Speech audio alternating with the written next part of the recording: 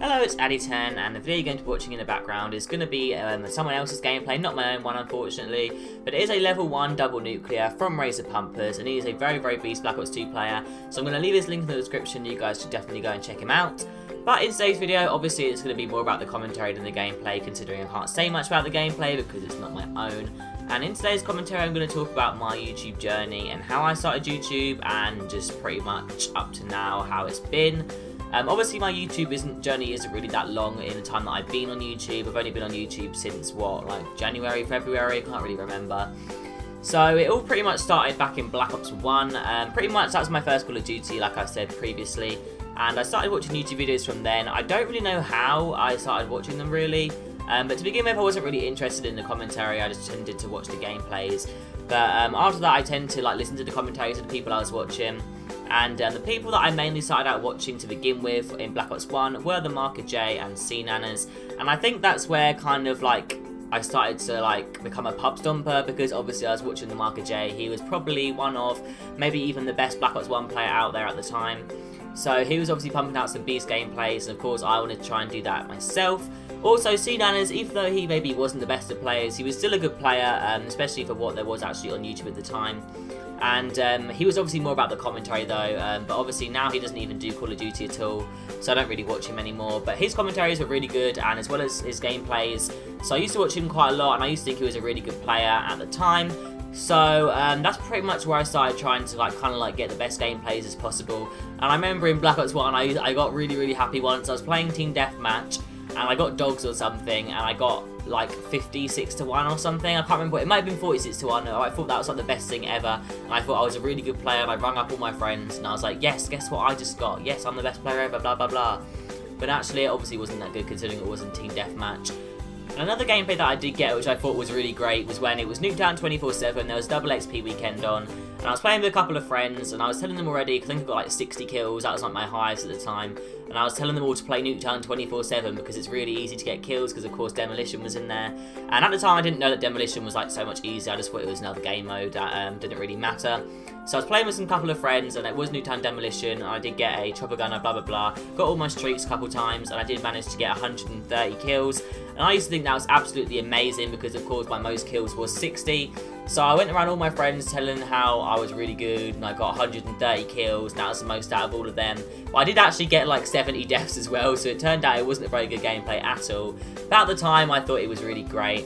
So after that, I pretty much started to increase my audience on YouTube, and I started to watch more and more people, and they all seem to be similar people, because of course I was watching people like Marker J, and he'd recommend people from his channel, and it being my suggested channels, I checked them out. So that's pretty much when I started to watch pub stomping videos only. And of course that made me want to play and do a lot better even more. So I did carry on playing doing what I did in Black Ops 1, of course not being that great of a player. And actually I used to watch Ali A lot, because he used to do a lot of tip videos which actually weren't that good, but I used to always watch them anyway, thinking they were really great because Ali A was such a great player.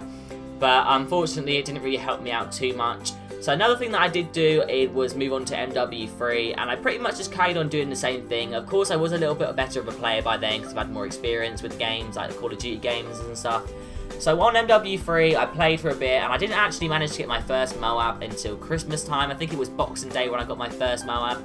And I was watching all these tip videos, I was watching loads of Ali A videos, loads of Team Martin videos, and in fact I kept watching Marker J's one Moab, I remember it very well. It was with the PP90, he was using red dot and it was on dome, and I used to watch that video over and over trying to see what he was doing to actually manage to get these Moabs. But it turned out he was just obviously better at the game than me, and that's all I needed to do was just play, learn some basic tips, which obviously I did learn. And watching pub stomping videos definitely does help to improve your skills at Call of Duty. That's a definite fact, because I know that all my other friends didn't really watch YouTube very much, or if they did, it wasn't really pub stomping. I know that my friend Matthew, which actually the person who got me into COD, was mainly watching sniping videos like quick scoping and stuff like that.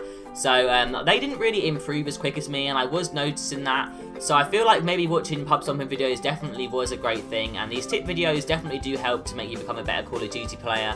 So I think if any of you guys do want to get better, you're definitely going the right way about it, and it may take time, but overall it definitely does help in the long run. So yeah, during NW3 I was dropping quite a few Moabs, and I started to think, you know what, I'm actually getting quite good at this game, I'm getting better and better.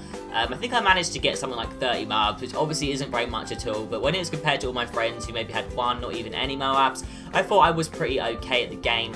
So then came around Black Ops 2, and I actually improved quite a lot from Black Ops 2 from MW3. I know that I was dropping nuclears very often, and I was actually playing with friends, and that is when me and my friend Ollie, or We Hate Leeds, you've probably seen him in a few of my videos, decided to create our first YouTube channel, and it was We Are Also Known As. You guys can search them up.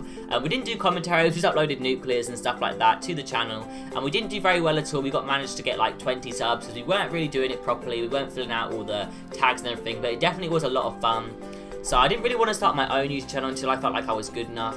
So I decided that when COD Ghost was out, if I was good enough, I would start up my own YouTube channel, which I did go ahead and do, and here I am right now. I managed to get quite a few good gameplays when the game first came out. I actually did manage to get World's First double Chem Strike using the support package. I think got that like a week after the game came out, but unfortunately I didn't have anything to record it with, and I was on the PS3, which means I lost the gameplay because there's no theatre mode.